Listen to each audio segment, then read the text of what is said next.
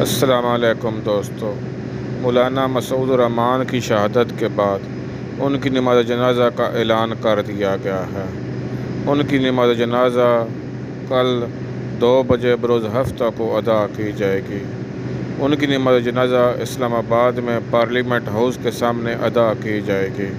سپہ صحابہ کا اپنے مرکزی اور دلیر لیڈر کو اپارہ سے جلوس کی شکل میں ان کی میت کو لے جانے کا اعلان ہوا ہے اور یہ جلوس پارلیمنٹ ہاؤس تک جائے گا۔ اس اعلان کے بعد حکومت نے ریڈ زون کے تمام گیٹ بند کرنا شروع کر دیے ہیں اور سیکورٹی کو ہائی الرٹ کر دیا گیا ہے۔